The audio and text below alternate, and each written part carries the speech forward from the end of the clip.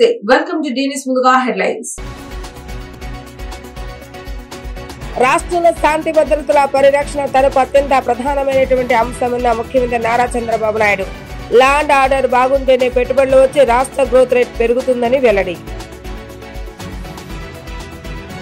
దసరా పండుగ సందర్భంగా విజయవాడ నగరంలో కులమతాలకు అతీతంగా విజయవాడ ఎంపీ కేశవ శివనాథ్ గొప్ప ఉత్సవాలు నిర్వహిస్తున్నారని తెలిపిన టీడీపీ మైనార్టీ నాయకులు ఫత్వల్లా.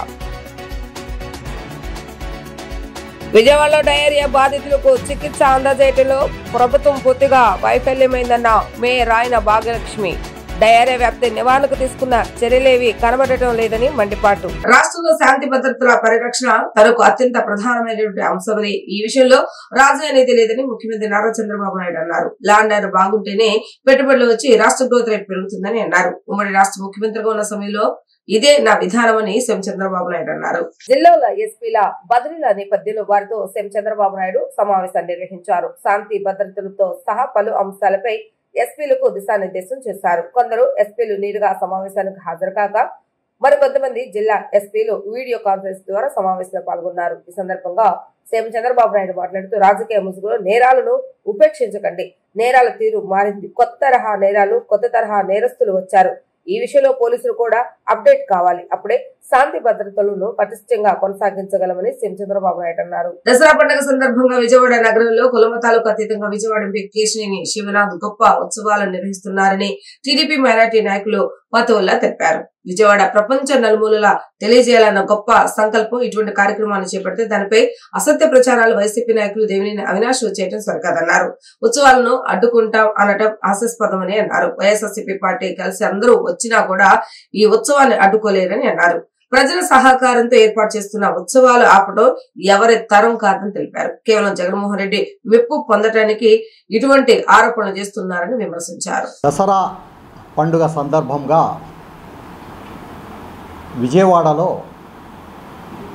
ఒక మంచి వాతావరణంతో కులాలకు మతాలకు అతీతంగా అందరూ విజయవాడ నగరంలో జరిగే ఉత్సవాల్లో కానివ్వండి, విజయవాడ నగరంలో జరిగే ఫెస్టివల్లో కానివ్వండి, అందరూ భాగస్వాములు కావాలి, అందరూ పాల్గొనాలనే సదుద్దేశంతో మన విజయవాడ పార్లమెంట్ సభ్యులు కేశినేని శివనాథ్ చిన్ని గారి చొరవతో ఎగ్జిబిషన్ సొసైటీ వారు కలిసి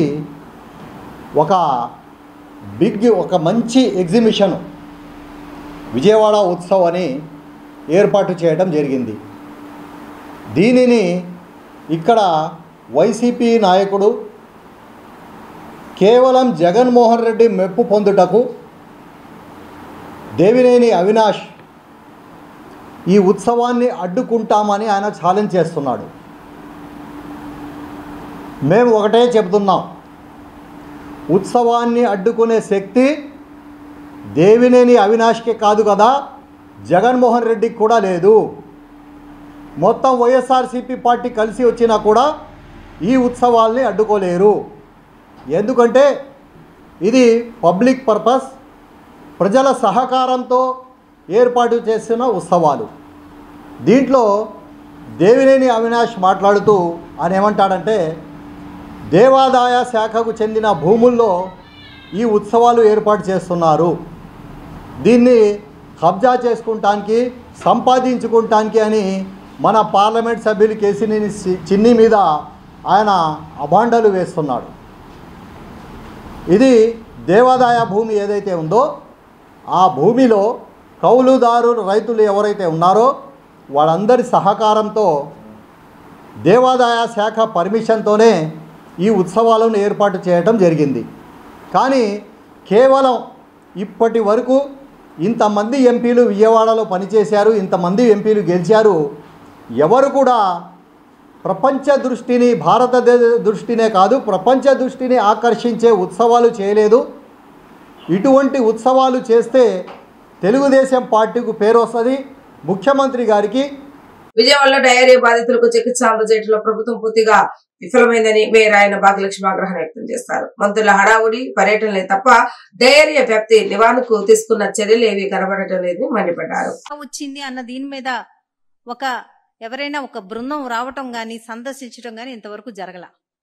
ఏదో వస్తున్నారు వెళ్తున్నారు, వాళ్ళు నోటుకొచ్చింది ఏదో మాట్లాడుతున్నారే తప్పితే గాని అసలు ఈ ప్రమాదం ఎందుకు జరుగుతుంది, ఎందుకు వచ్చింది, ఇంతమంది ప్రాణాల మీదకి ప్రమాదం ఎందుకు వచ్చింది అన్నది ఇంతవరకు అక్కడ ఏ రకమైన హెల్త్ బులెటిన్ అన్నది విడుదల చేయటం జరగలేదు. ఎందుకంటే వినాయక చవితి పందుల దగ్గర ఫుడ్ తిన్నారు, దాన్ని ఫ్రిడ్జ్లో స్టోర్ చేసుకున్నారు, దాన్ని తినడం మూలాన ఇలాగా ఇబ్బందికరమైన వాతావరణం వచ్చిందని ఫస్ట్ రోజు 11 కేసులు వచ్చిన రోజు చెప్పిన మాట ఇది.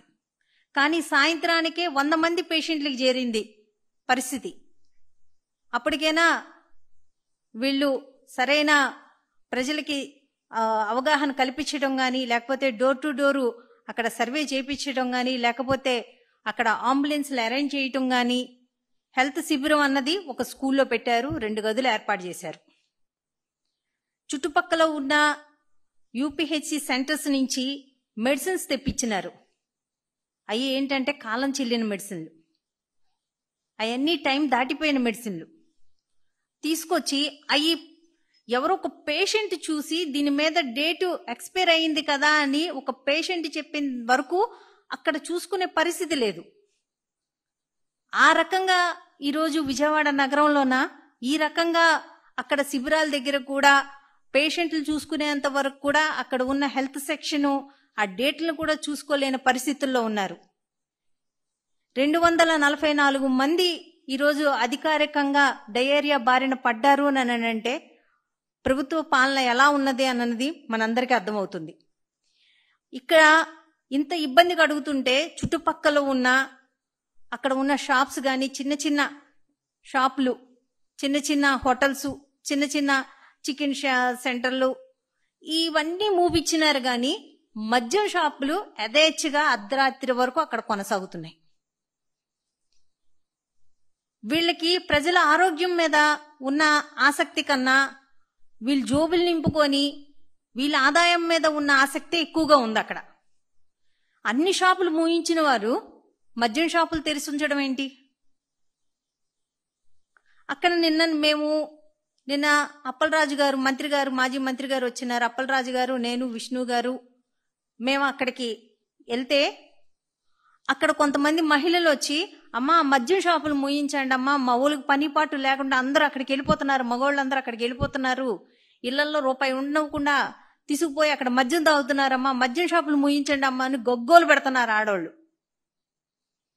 కానీ వీళ్ళు మాత్రం ప్రజల ఆరోగ్యం మీద కన్నా వీళ్ళ ఆదాయం మీదే ఎక్కువ ఆసక్తి చూపిస్తున్నారన్నది అక్కడ ప్రత్యక్షంగా కనబడుతుంది. నిన్న రాత్ర, శుక్రవారం రాత్ర నరసింహ అని ఒక వ్యక్తి, 38 ఏళ్ల ఒక వ్యక్తి చనిపోవడం జరిగింది. ఎందుకంటే కింద గ్రౌండ్ ఫ్లోర్లోన వాళ్ళ తమ్ముడు, వాళ్ళ మరదలు, పిల్లలు ఉంటారు. వాళ్ళ 4గురికి డయేరియా వచ్చింది, వాళ్ళ హాస్పిటల్లో అడ్మిట్ అయ్యారు. ఈయన ఒక్కడే పైన ఉంటాడు. డోర్ టు డోరు వెళ్ళి చూస్తున్నాము అన్న వాళ్ళు మరి 4 రోజుల నుంచి ఆయన కూడా అదే డయేరియా తోటి బాధపడుతున్నాడు, అదే డయేరియాతో ఉన్నాడు. మరి ఆ మనిషిని ఎందుకు వీళ్ళు పికప్ చేయలేదు, ఎందుకు హాస్పిటల్ వరకు తీసుకురాలేదు? ఆ మనిషిని నిన్న హాస్పిటల్కి తీసుకొచ్చేసరికి ఆల్రెడీ డెత్ అని చెప్పి కన్ఫర్మ్ చేయడం జరిగింది. సరే, డెత్ అయ్యాడు, డయేరియా వల్ల డెత్ అయ్యాడా అంటే కాదంటున్నారు. ఎందుకు డెత్ అయ్యాడంటే ఆయన అమరావతి రాజధాని విషయంలో వైసీపీ తీరు అందితే జుట్టు అందకపోతే కాళ్ళు అన్నట్లుగా ఉందని ఎమ్మెల్యే తెనాలి శ్రావణ్ కుమార్ వ్యాఖ్యానించారు. వైసీపీ అధికారంలో ఉన్నప్పుడు అమరావతి రాజధానిపై తప్పుడు ప్రచారం చేసి ఇప్పుడేమో అమరావతి రాజధానిగా ఉంటుందనటం వారి నక్కజిత్తులను తెలియజేస్తుందన్నారు. వైసీపీ నాయకుల మాటలకు విశ్వసనీయత లేదని అన్నారు. నమస్కారం. నిన్న వేటు న్యూస్ కాంక్లేవ్లో వైసీపీ నాయకుడు సజ్జల రామకృష్ణారెడ్డి గారు మాట్లాడిన మాటలు చూస్తుంటే సిగ్గు నాకేం లేదు, నవ్విపోదురుగాక నాకేమిటి సిగ్గు అన్నట్టుగా ఉంది. అమరావతి రాజధాని మీద కొత్త మోసానికి తెరలేపిన విషయం మనం అందరికీ అర్థమవుతుంది. అసలు సజ్జల రామకృష్ణారెడ్డికి ఉన్న అర్హత ఏమిటి? గతంలో తాడేపల్లి గుమస్తాగా, తాడేపల్లి ప్యాలెస్ గుమస్తాగా పేరు పొందాడు. ఉన్నా లేకపోయినా నోటుకొచ్చినట్టు మాట్లాడే వాతావరణం అతను అలవాటు చేసుకున్నాడు. అటువంటి మనిషి మరలా అమరావతి రాజధానిగా ఉంటుందని 2019లో జగన్మోహన్ రెడ్డి గారు మాట్లాడిన మాటల్ని మరొకసారి చెబుతూ, అప్పటికి ఆయన అమరావతి రాజధానిగా ఉంటుందని ఆలోచించాడని, 2024కి విశాఖపట్నం రాజధానిగా ఉంటుందని, అక్కడి నుంచే పరిపాలన సాగించాలని అనుకున్నాడని, ఇప్పుడు కానీ మళ్ళా 2029 ఎన్నికల తర్వాత అమరావతి నుంచే పరిపాలన సాగిస్తాడని ఎన్ని రకాల నాలుక మడతేసే మాటలు మాట్లాడారు. ఇవన్నీ రాష్ట్ర ప్రజలు ఆలోచిస్తూ ఉన్నారు. అసలు విధానపరమైన నిర్ణయాలు ప్రకటించే హక్కు సజ్జల రామకృష్ణారెడ్డికి ఎవరిచ్చారు? ఒకవేళ మాట్లాడాలంటే అది జగన్మోహన్ రెడ్డి గారు మాట్లాడాలి. మోసానికి ప్రతిరూపంగా ఉన్న వైసీపీ నాయకులు జగన్మోహన్ రెడ్డి గారు, సజ్జల రామకృష్ణారెడ్డి గారు మరొకసారి మోసం చేయటానికి సిద్ధమయ్యారనేది ఆ ప్రకటనల యొక్క సారాంశం. 2014-19 మధ్యకాలంలో రాజధాని లేని రాష్ట్రానికి సంబంధించి అసెంబ్లీలో రాజధాని నిర్ణయం జరుగుతున్నప్పుడు జగన్మోహన్ రెడ్డి గారు మాట్లాడిన మాటలను ఒకసారి గుర్తుకు తెచ్చుకుందాం. అసలే రాష్ట్రం చిన్నదైపోయింది, ప్రాంతాల మధ్య నేను చర్చ పెట్టదలుచుకోలేదు, రాజధాని మీరు ఎక్కడైనా పెట్టండి, గుంటూరు విజయవాడ మధ్య ఎక్కడైనా పెట్టండి, కనీసం 30,000 ఎకరాలు తగ్గకుండా చూడండి, వైసీపీ పార్టీ సంపూర్ణంగా మద్దతు ఇస్తున్నామని చెప్పారు. చెప్పిన మాటతో పాటు ఇంకా కొన్ని మాటలు మాట్లాడారు. అదేమంటే, ఈ ప్రాంతం మీద జగన్మోహన్ రెడ్డి గారికి ప్రేమ ఉంది, ఇల్లు కట్టుకున్నాడు, చంద్రబాబు నాయుడు గారికి ఇల్లు లేదని 2019 ఎన్నికలకు వెళ్తున్నప్పుడు మాట్లాడారు. నేను ఇల్లు కట్టుకున్నాను, నా పార్టీ ఆఫీస్ ఇక్కడే ఉంది, తెలుగుదేశం మా మీద దుష్ప్రచారం చేస్తుంది, మేము అధికారానికి వస్తే రాజధాని మారుస్తామని దుష్ప్రచారం చేస్తుందని చెప్పిన మాటలు ఏమైనాయి? అధికారం రాగానే 3 నెలల్లో జిఎన్ రావు కమిటీ, బోస్టన్ కమిటీ, రకరకాల కమిటీలు వేసి ఎక్కడా ప్రపంచంలో ఎక్కడా లేని కొత్త ఆలోచన, ప్రాంతాల మధ్య చిచ్చు పెట్టే ఆలోచన, 3 రాజధానుల ఆలోచన తీసుకొచ్చారు. మళ్ళీ ఇప్పుడు ఏం ముంచుకొచ్చిందని మీరు మళ్ళీ మాట్లాడుతున్నారు. ఆ మాటల్లోని గూఢార్థాన్ని మనం అర్థం చేసుకోవాలి. దీన్ని బట్టి మనం ఆలోచిస్తుంటే సజ్జల రామకృష్ణారెడ్డి గారు యూసఫ్ నీతి కథల్లో కానీ, పంచతంత్రం కథల్లో కానీ నక్క జిత్తులు అనే మాట వస్తుంది. నక్క లాంటి తెలివితేటలు లేదా నక్క తోలుకు కప్పుకున్న తోడేళ్ళలాగా మాట్లాడినగా అర్థం మనకు అర్థమవుతుంది. ఎందుకంటే అందులో స్పష్టమవుతుంది, ఆయన స్టేట్మెంట్లోనే అవుతుంది, స్పష్టమవుతుంది ఏంటంటే ఇంకా కొత్తగా బిల్డింగులు కట్టాల్సిన పని లేదు అన్నాడు. ఉన్న బిల్డింగులు సరిపోతాయి పరిపాలనకి అన్నప్పుడు మరి 2014-19 మధ్య జరిగిన అభివృద్ధి గురించి మీరు ఏం మాట్లాడారు? ఒక్క ఇటుకన్నా పెట్టాడా చంద్రబాబు నాయుడు గారు రాజధానికి అని మాట్లాడారు. ఇప్పుడేమో బిల్డింగులు మీరేమైనా కట్టారా? 19 నుంచి 24 మధ్య మీరు ఒక్క ఇటుకన్నా పెట్టారా? రాజధాని ఇక్కడే అభివృద్ధి చేస్తామని ఇప్పుడు పలుకుతున్నారు కదా, బిల్డింగులు సరిపోతాయి అంటున్నారు కదా. సరిపోతాయి అన్నప్పుడు మీరు కట్టారా బిల్డింగులు? ఇక్కడ ఆనాడు సెక్రటేరియట్ ఉంది, అసెంబ్లీ. వేరే బాధితులు మంత్రి నారాయణ పరామర్శించారు. వారి యోగక్షేమాలను అడిగి తెలుసుకున్నారు. అధికారులు అప్రమత్తంగా ఉండాలని, వారికి పూర్తిస్థాయి వైద్య చికిత్స అందించాలని సూచించారు. ప్రభుత్వం డయేరియా బాధితులకు అండగా ఉంటుందని ఆయన హామీ ఇచ్చారు. మంత్రితో పాటు టీడీపీ నేతలు మరియు వారి ఆరోగ్య పరిస్థితిని అడిగి తెలుసుకున్నారు.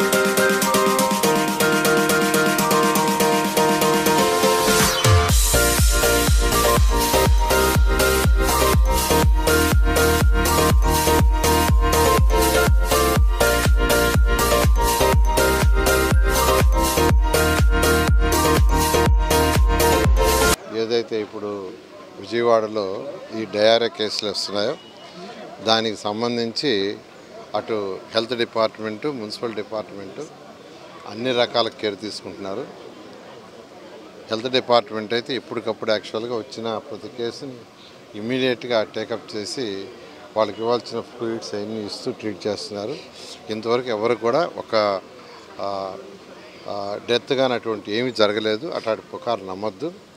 అయితే మేము రూట్ కాజ్ అసలు దీనికి కారణం ఏంది, దేనివల్ల వచ్చింది అంటే ఫుడ్ పాయిజనా లేదంటే వాటర్ పొల్యూషన్ అనే దాని మీద డీప్ స్టడీ చేస్తున్నాం. ఆల్రెడీ శాంపిల్స్ అటు హైదరాబాద్కి కూడా పంపించాము. వస్తాయి వాళ్ళు ఈవినింగ్ కానీ రేపు కానీ అవి వస్తాయి. అవి వచ్చిన తర్వాత రూట్ కాజ్ని క్లియర్గా తెలుస్తుంది. అది తెలిసిన తర్వాత దాన్ని అరెస్ట్ చేయడం జరుగుతుంది. ప్రికాషన్గా ఈ ఏరియాకి డ్రింకింగ్ వాటర్ ఆపేసాం. వాళ్ళందరూ కూడా దాదాపు 15,000 క్యాన్స్ యాక్చువల్గా మున్సిపల్ శాఖ వాళ్ళు ఇంటింటికి పంపించారు. ఆ వాటరే కాసుకొని తాగమని వాడమని యాక్చువల్గా ఇన్స్ట్రక్షన్ ఇచ్చారు. శానిటేషన్ కూడా స్పెషల్ డ్రైవ్ చేస్తున్నారు. ఆ విధంగా అన్ని విధాల కేర్ తీసుకున్నారు. ఈ రోజున 57వ డివిజన్ ఎన్టీఆర్ నగర్ ఆర్ఆర్పేట నందు గత 4-5 రోజుల నుంచి కూడా మరి పూర్తిగా మరి విరోచనాలు వాంతులతో ఇబ్బంది పడుతూ ఉన్నారు. దానిపైన గౌరవ శాసనసభ్యులకి చెప్పి మరి మున్సిపల్ మంత్రి గారిని, హెల్త్ మినిస్టర్ గారిని ఇప్పుడు 2-3 సార్లు కూడా ఇక్కడ తీసుకొని వచ్చాం. కలెక్టర్ గారికి, కమిషనర్ గారికి కూడా. మరి ఈ రోజున అపోజిషన్ పార్టీ సిపిఎం వారు అనేకమైనటువంటి ఆరోపణలు చేస్తూ ఉన్నారు. కిరాణా షాపులు కట్టించాము, లేకపోతే కాయగూరల షాపులు కట్టించాము, వైద్యాన్ని అందించట్లేదని చెప్తున్నాం. మేము పూర్తి స్థాయిలో అటువంటి ఏమీ చేయట్లేదు. అన్నీ కూడా వ్యాపారాలు చేసుకుంటున్నారు. ఇక్కడ ఉన్నటువంటి చికెన్ షాపులు, ఫిష్ మార్కెట్, అయినా చిన్నవి ఉంటే చికెన్ పకోడీ ఉన్నవే వాటి వరకే ఆఫ్ చేస్తాం. ఎందుకంటే అవన్నీ కల్తీ నూనెలో ఉన్నాయని. దాని మీద ఆరోపణలు చేయడం తగదు. ఇంద్రకీలాద్రిపై శరన్నవరాత్రి వేడుకలు అంగరంగ వైభవంగా నిర్వహించేందుకు అన్ని ఏర్పాట్లు సర్వం సిద్ధం చేస్తున్నామని జిల్లా కలెక్టర్ లక్ష్మీష తెలిపారు. గతంలో ఎదురైన సమస్యలను అధిగమించి భక్తులకు ఎలాంటి అసౌకర్యం కలగకుండా జాగ్రత్త తీసుకుంటామని వివరించారు. బెజవాడ ఇంద్రకీలాద్రి అమ్మవారి దసరా ఉత్సవాల ఏర్పాట్లను ఎన్టీఆర్ జిల్లా కలెక్టర్ లక్ష్మీష దుర్గగుడి ఈవో సీనా నాయక్ అధికారులతో కలిసి పరిశీలించారు. ఉదయం సమయంలో పుష్కర ఘాటు, స్థానాల ఘాటు, క్యూ లైన్లు, భక్తులు విశ్రాంతి తీసుకునే ప్రాంతాలను లడ్డూ తయారీ కేంద్రం క్షేత్రస్థాయిలో పరిశీలించారు. ఈ సందర్భంగా కలెక్టర్ మాట్లాడుతూ సామాన్య భక్తులకు సౌకర్యవంతమైన దర్శనం కల్పించడమే ప్రధాన లక్ష్యంగా దసరా మహోత్సవ ఏర్పాట్లను చేస్తున్నామని వారు తెలిపారు. భక్తులకు ఎటువంటి ఇబ్బంది కలగకుండా క్యూ లైన్లు, వినాయకుడి గుడి, సీతమ్మ వారి పాదాలు, RA China wall, toll gate, ghat road మీదుగా అమ్మవారి ఆలయం వరకు విస్తరించామన్నారు. క్యూ లైన్లు, హోల్డింగ్ ఏరియాలు, భక్తుల రద్దీని దృష్టిలో ఉంచుకొని కొన్ని కొత్త హోల్డింగ్ పాయింట్లు నిర్ణయించామని అన్నారు. ఇది భక్తులు విశ్రాంతి తీసుకోవడానికి మరియు క్యూ లైన్లోకి క్రమంగా ప్రవేశించడానికి ఉపయోగపడుతుందన్నారు. ఆలయ పరిసరాలు, నదీ ఘాట్లు, క్యూ లైన్లలో పరిశుభ్రతకు అధిక ప్రాధాన్యత ఇస్తూ భక్తులకు అందించే ప్రసాదాలు, అన్న ప్రసాదం నాణ్యతలో రాజీ పడకుండా నాణ్యతతో ప్రసాదాలు ఏర్పాటు చేస్తున్నామన్నారు. ఈ ఏడాది దసరా ఉత్సవాలను విజయవంతం చేయడానికి భక్తులకు మెరుగైన దర్శనం సౌకర్యాలు కల్పించడానికి అన్ని చర్యలు తీసుకుంటున్నట్లు తెలిపారు.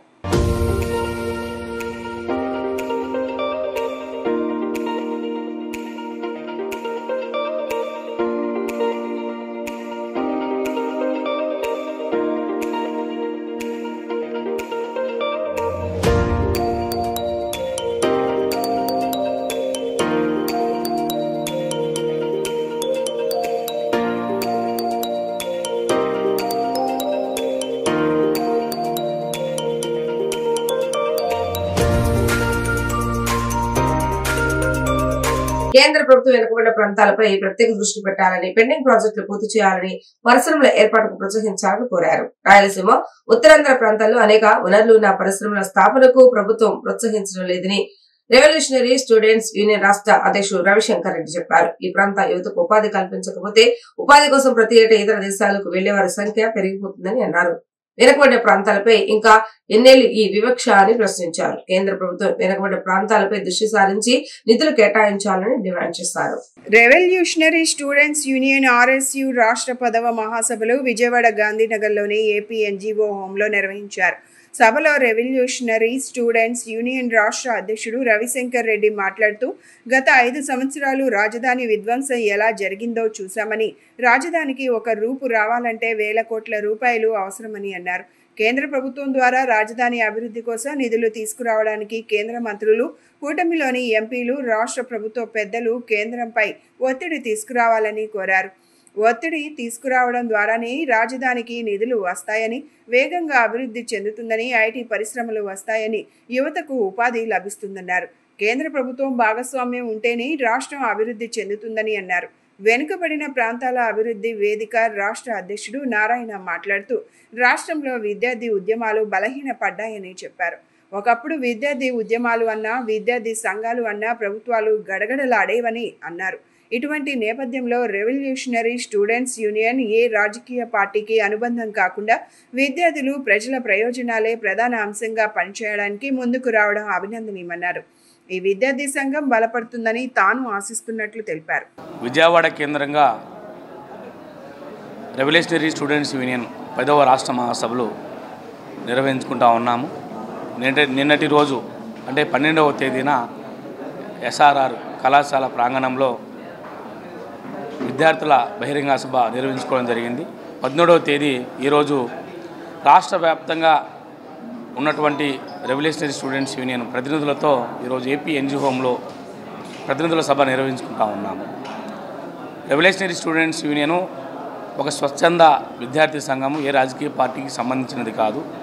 ఈరోజు వెనుకబడిన ప్రాంతాలు, ప్రధానంగా రాయలసీమ కానీ, ఉత్తరాంధ్ర కానీ, కోస్తాలో కొన్ని ప్రాంతాలు బాగా వెనుకబడి ఉన్నాయి. మన దేశానికి 75 సంవత్సరాలు పూర్తయిన స్వాతంత్రం వచ్చి ఇప్పటికి కూడా ఈరోజు చదువుకున్న వాళ్ళ పర్సెంటేజ్ చాలా తక్కువ ఉంది. అంటే ఈరోజు 100% ఎక్కడా లేదు. ఇప్పుడు కూడా వేలిముద్ర అంటే సంతకం పెట్టలేని వాళ్ళు, చదువుకోలేని ఆర్థిక స్తోమత లేని వాళ్ళు కూడా ఈ దేశంలో ఉన్నారు. విద్యార్థుల సమస్యలనే కాకుండా ఈరోజు రాష్ట్రంలో అనేక ప్రాంతాలు వెనకబడి ఉన్నాయి. తాగునీళ్ళు లేవు, సాగునీళ్ళు లేవు, పరిశ్రమలు లేవు. అదేవిధంగా మౌలిక సదుపాయాలు కూడా ఈరోజు వెనకబడ్డ ప్రాంతాల్లో ఇట్లా రాయలసీమ కావచ్చు, ఉత్తరాంధ్ర కావచ్చు, వీటితో పాటు కృష్ణా, తూర్పుగోదావరి, పశ్చిమ గోదావరి జిల్లాల్లో కూడా అనేక వెనకబడ్డ ప్రాంతాలు ఉన్నాయి. వీటన్నింటిని దృష్టిలో పెట్టుకొని కూటమి ప్రభుత్వం కృషి చేయాలా అనేటువంటిది, అందుకోసం ఈ రెవల్యూషనరీ విద్యార్థి యూనియన్ పనిచేస్తుందనేటువంటిది వాస్తవం. రాష్ట్రంలో 7 ప్రధాన దేవాలయాల్లో శానిటేషన్ టెండర్ పేరు మార్చి ఫెసిలిటీ మేనేజ్మెంట్ సర్వీసెస్ పేరిట ఒక్కరికే కట్టబెట్టేందుకు వీలుగా GORT నెంబర్ 1014 జారీ చేస్తుందని వైసీపీ నేత పోతిన మహేష్ ఆరోపించారు.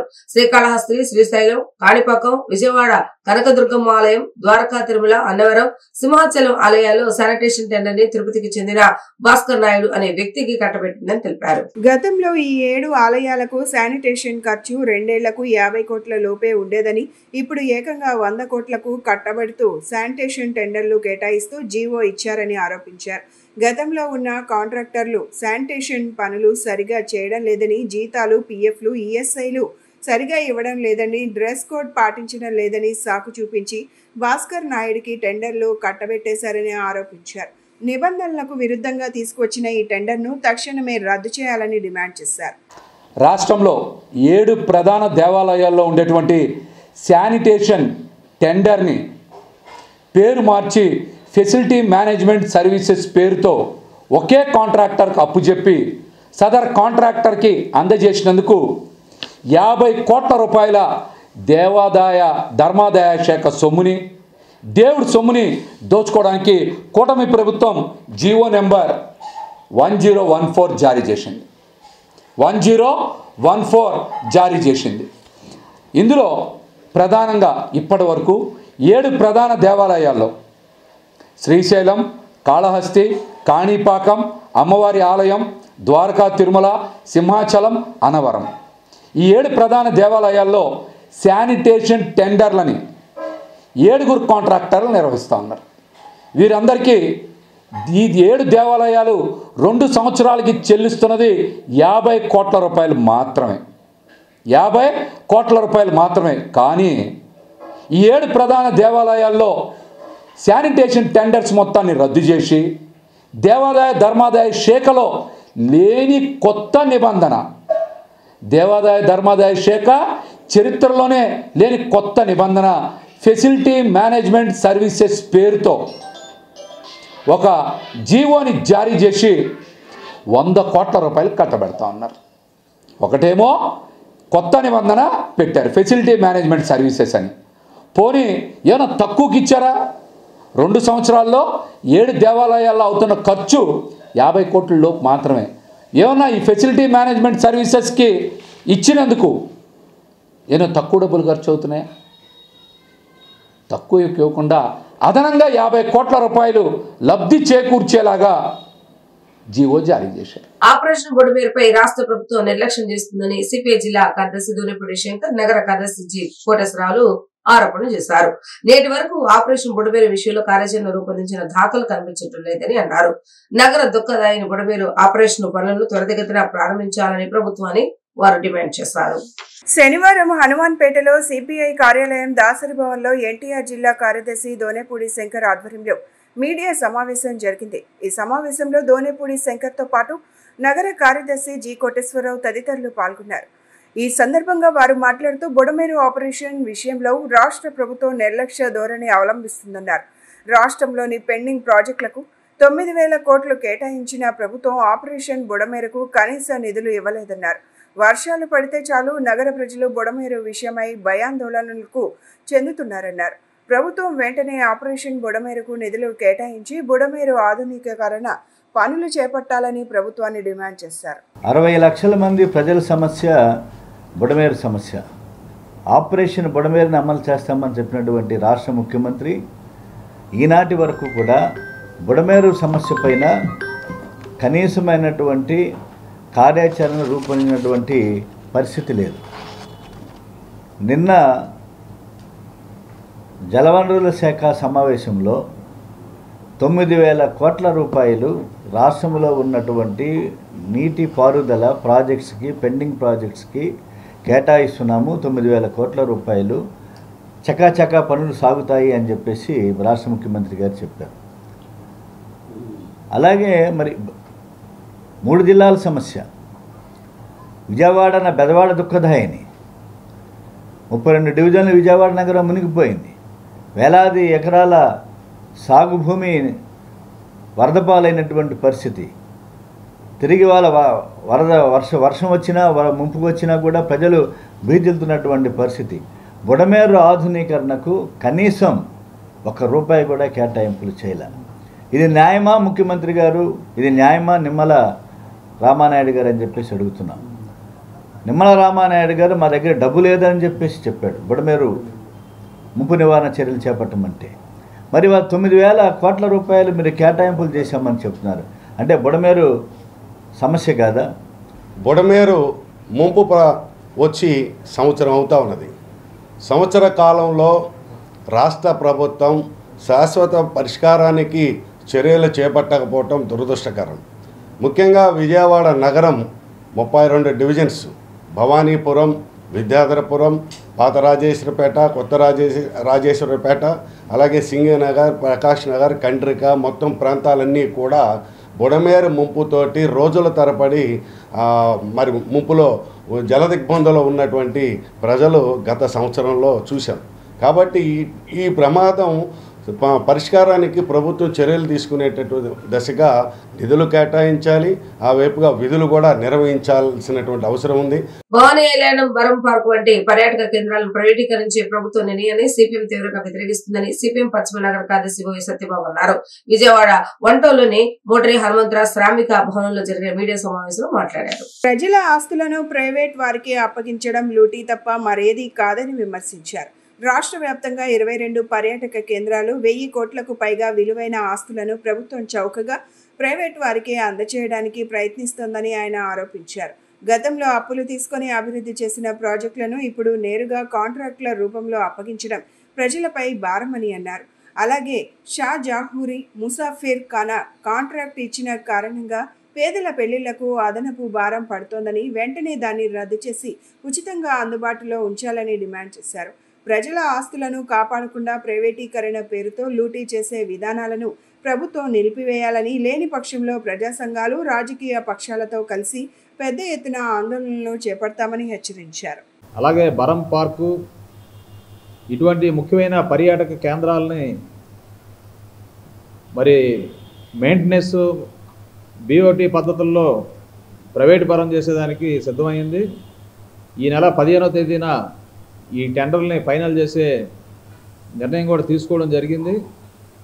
ఈ తెలుగుదేశం కూటమి ప్రభుత్వం గత కాంగ్రెస్లో పరిపాలన కాలంలో ఆనాడు గంటా శ్రీనివాసరావు ప్రజారాజ్యం పార్టీలో ఉన్న సందర్భంలో ఈ పర్యాటక శాఖ మొత్తం స్థలాల్ని ప్రైవేట్ పరం చేసే క్రమంలో తీవ్రంగా వ్యతిరేకించినటువంటి సందర్భం మర్చిపోవద్దని గుర్తు చేస్తున్నాం. ఆనాడు మరి దేవినేని ఉమామహేశ్వరరావు నాయకత్వంలో తెలుగుదేశం నాయకులు ఈ విజయవాడ నగరంలో కమ్యూనిస్టులతో కలిపి ఈ భవానీ ఐలాండ్ కానీ పున్నమి ఘాట్గా చెప్తున్న బరం పార్కు ప్రైవేటీకరణకు వ్యతిరేకంగా పోరాటంలో పాల్గొన్నారు. అంటే ప్రతిపక్షంలో ఉంటే ప్రైవేటీకరణకు వ్యతిరేకం, అధికారంలోకి వస్తే ప్రైవేటీకరణ చేయడం మీ ఇష్టమా? ప్రజల ఆస్తులు, ప్రకృతి సంపద, టూరిజం స్పాట్లని, మరి దుర్గా మల్లేశ్వర దేవస్థానం సన్నిధిలో ఉన్నటువంటి ఈ విలువైన ఆస్తుల్ని ఏ రకంగా మీరు ప్రైవేట్ వాళ్ళకి ఇచ్చేస్తారు? 33 సంవత్సరాలు లీజ్ అంటారు. మార్కెట్ వాల్యూ బట్టి కాదు, సబ్ రిజిస్టర్ ఆఫీస్ వాల్యూలో కేవలం 1% మాత్రమే ఈ లీజు ఒప్పందం చేసుకోబోతున్నారు. అలాగే 33 సంవత్సరాలు ఈ లీజ్ అగ్రిమెంట్ ఉండబోతుంది. అంటే రాబోయే కాలంలో దీన్ని 99 సంవత్సరాలకు కూడా మార్చుకోవచ్చు.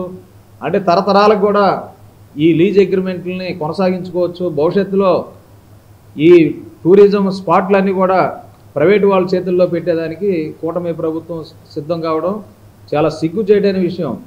మీకు కనీసం ఉన్నటువంటి పార్కుల్ని, ఉన్నటువంటి టూరిజం స్పాట్లను కూడా నిర్వహించలేని చేతకానితనంలో ఈ కూటమి ప్రభుత్వం ఉందా అని మేము ప్రశ్నిస్తున్నాం. విజయవాడలో అంబేద్కర్ ఆలయ నిర్మాణం కోసం 2వ డివిజన్ కార్పొరేటర్ అంబలపూడి నిర్మలాదేవి పెట్టిన ప్రతిపాదనకు అధికారులు, ప్రజాప్రతినిధులు మద్దతు తెలపాలని అంబేద్కర్ ఆలయ కమిటీ అధ్యక్షుడు అంబలపూడి రవి ప్రకాష్ కోరారు. రాజ్యాంగ నిర్మాత అయిన బాబా సాహెబ్ అంబేద్కర్ ను ప్రజలు దేవుళ్లా కొలుస్తారని చెప్పారు. అలాంటి వ్యక్తి ఆలయ నిర్మాణం కోసం పెట్టిన ప్రతిపాదనను ఆమోదించి తగిన స్థలం కేటాయించాలని కోరారు. విజయవాడ మున్సిపల్ కౌన్సిల్లో 2వ డివిజన్ కార్పొరేటర్ అంబడిపూడి నిర్మలా కుమారి బాబాసాహెబ్ అంబేద్కర్ ఆలయం నిర్మించాలని ప్రతిపాదన పెట్టడం పట్ల అంబేద్కర్ ఆలయ కమిటీ అధ్యక్షుడు అంబలపూడి రవిప్రకాష్ హర్షం వ్యక్తం చేశారు. విజయవాడ గాంధీనగర్ ప్రెస్ క్లబ్ లో శనివారం నిర్వహించిన విలేకరుల సమావేశంలో రవిప్రకాష్ మాట్లాడుతూ బాబాసాహెబ్ అంబేద్కర్ తన జీవితాన్ని ప్రజల సేవకు అంకితం చేశారని తెలిపారు. చదువు, ఓటు హక్కు, సమానత్వం కోసం మార్గం సుగమం చేయడం ద్వారా ఆయన భారత ప్రజాస్వామ్యానికి నూతన దిశ చూపారని అన్నారు. అలాగే సమాజంలో ఉన్న శాస్త్రాలను, మూఢ నమ్మకాలను తుంగలో తొక్కి సమానత్వం నెలకొల్పిన మహనీయుడని రవిప్రకాష్ అభివర్ణించారు. ఈ నెల 16వ తేదీన జరగబోయే కౌన్సిల్ సమావేశంలో ఆలయ నిర్మాణ ప్రతిపాదనకు ప్రజాప్రతినిధులు, అధికారులు సంపూర్ణ మద్దతు తెలపాలని ఆయన విజ్ఞప్తి చేశారు. సమాజం మొత్తం కలిసి కట్టుగా ముందుకు వచ్చి అంబేద్కర్ ఆలయ నిర్మాణానికి కృషి చేయాలని పిలుపునిచ్చారు. ఈ సమావేశంలో సుమామాల సేవా సంస్థ అధ్యక్షుడు జాన్ రత్నం, వైసీపీ సీనియర్ నాయకుడు గుండె సుందర్పాల్, రాష్ట్ర యాదవ మహాసభ జనరల్ సెక్రటరీ పెద్దిపోయిన శ్రీనివాస్ తదితరులు పాల్గొన్నారు. అంబడిపూడి నిర్మలా కుమారి గారు కార్పొరేటర్ అంబేద్కర్ గారి మందిరం నిర్మించాలని ఈ నెల జరగబోయే 16వ తారీఖు కౌన్సిల్లో ప్రతిపాదన చేయడం జరిగింది. ఈ ప్రతిపాదన ఆవిడ చేయటం హర్షం వ్యక్తం చేస్తున్నాం. అంబేద్కర్ గారి మందిరం ప్రజలకు ఎంతైనా అవసరమని, ముఖ్యంగా స్త్రీలు తన పూజ గదిలో అంబేద్కర్ పటాన్ని, చిత్రపటాన్ని పెట్టుకోవాల్సిన ఆవశ్యకత ఎంతైనా ఉంది. ఎందుకంటే స్త్రీలకు సంబంధించి చదువుల విషయంలో కానీ, ఓటు హక్కు కల్పించే విషయంలో కానీ, మగవారితో పోటీపడే, అన్ని రంగాల్లో పోటీపడే విషయంలో కానీ కృషి చేసింది డాక్టర్ బిఆర్ అంబేద్కర్ గారు. ఈ రోజున డాక్టర్ బాబా సాహెబ్ అంబేద్కర్ గారి గుడి నిర్మించడానికి అలాగే 2వ డివిజన్ కార్పొరేటర్ అయినటువంటి నిర్మలా కుమారి గారు అక్కడ గుడి కట్టాలని ఆమెకు ఆలోచన వచ్చిన విధానాన్ని బట్టి, అలాగే గుడి కట్టాలని కౌన్సిల్లో తీర్మానానికి పెట్టిన విధానాన్ని బట్టి ఆమెకు ముందు కృతజ్ఞతలు తెలియజేస్తున్నాం.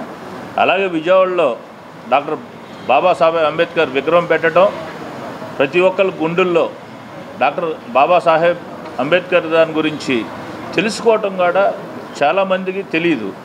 ఈరోజు ప్రతి ఒక్కరు తెలుసుకునే విధంగా లాస్ట్ ప్రభుత్వంలో పెట్టారు. భారతదేశం అంతటా 1976 పార్లమెంటు చట్టం ద్వారా ఎస్సీ ఎస్టీ కులాలకు ప్రాంత పరిమితి తొలగించారని, అప్పటి నుంచి ఆంధ్రప్రదేశ్ లో బేడ జంగం కులం ఎస్సీ కుల ధృవీకరణ పత్రాలు పొందుతూ రాజ్యాంగపరంగా వచ్చిన అన్ని హక్కులను అనుభవిస్తున్నారని సిపిఐ రాష్ట్ర సహాయ కార్యదర్శి ముప్పాళ్ల నాగేశ్వరరావు అన్నారు. 2002 సంవత్సరంలో ఎలాంటి రాజ్యాంగబద్ధమైన ప్రక్రియ లేకుండా కేవలం ఒక బేడ బుడగ జంగం కులానికి ప్రాంత పరిమితి విధించడం వారి ప్రాథమిక హక్కులను హరించటమేనని అన్నారు. దీనివల్ల కుల ధృవీకరణ పత్రాలు లేక ప్రాథమిక ఉన్నత మరియు కళాశాల విద్యకు దూరమే, బ్రతుకు భారమే, కూలి పనులు, వీధి వ్యాపారాలు చేసుకుంటున్నారని అన్నారు. జేఏసీ రాష్ట్ర కమిటీ ఆంధ్రప్రదేశ్ బేడ బుడ్గ జంగం కుల సంక్షేమ సేవా సంఘం ఆధ్వర్యంలో గాంధీనగర్లోని ధర్నా చౌక్ లో మహాధర్నా నిర్వహించారు. ఈ ధర్నాలో సిపిఐ రాష్ట్ర సహాయ కార్యదర్శి ముప్పాళ్ల నాగేశ్వరరావు, మాజీ ఎమ్మెల్సీ జల్లి విల్సన్, జేఏసీ వ్యవస్థాపక అధ్యక్షులు కడమంచి శ్రీనివాస్, రాష్ట్ర అధ్యక్షులు సంకుల సతీష్ కుమార్, గౌరవ అధ్యక్షులు కొండపల్లి దుర్గారావు, ఉపాధ్యక్షులు గంజాల శ్రీనివాసరావు, జేఏసీ రాష్ట్ర నాయకులు, జిల్లా నాయకులు, విద్యార్థులు పాల్గొన్నారు. ఈ సందర్భంగా ముప్పాళ్ల నాగేశ్వరరావు మాట్లాడుతూ 1950 సంవత్సరంలో పార్లమెంట్ చట్టం ద్వారా బేడ బుడ్గ జంగం కులం ఎస్సీ జాబితాలో చేర్చడం ద్వారా రిజర్వేషన్ పొందుతున్నారని, 1956 పార్లమెంట్ చట్టం ద్వారా ఉమ్మడి ఆంధ్రప్రదేశ్ అంతటా బేడ బుడ్గ జంగం కులం ఉన్నారని చట్టం తెలియజేస్తోందన్నారు. 1976 పార్లమెంట్ చట్టం ద్వారా భారతదేశం అంతటా ఎస్సీ ఎస్టీ కులాలకు ప్రాంత పరిమితి తొలగించారని, 2002 సంవత్సరంలో ఎలాంటి రాజ్యాంగబద్ధమైన ప్రక్రియ లేకుండా కేవలం ఒక్క బేడ బుడ్గ జంగం కులానికి ప్రాంత పరిమితి విధించడం ఈ కులం యొక్క ప్రాథమిక హక్కులను హరించడమేనన్నారు. దీనివల్ల మన గత 18 సంవత్సరాలుగా కుల ధృవీకరణ పత్రాలు లేక ప్రాథమిక ఉన్నత మరియు కళాశాల విద్యకు దూరమై, బ్రతుకు భారమై, కూలి పనులు, వీధి వ్యాపారాలు చేసుకుంటున్నారని తెలిపారు. ప్రభుత్వం నుండి వచ్చే ఎటువంటి సంక్షేమ పథకాలు గాని, ఎస్సీ ఎస్టీ అట్రాసిటీ చట్టం గాని వర్తించకుండా చేశారన్నారు. ఈరోజు బేడ బుడగ జంగాల జాయింట్ యాక్షన్ కమిటీ ఆధ్వర్యంలో విజయవాడ ధర్నా చౌక్లో ధర్నా జరుగుతుంది. గత 20 సంవత్సరాల కాలంగా వీరు ఎస్సీ జాబితా నుండి తొలగించబడ్డారు.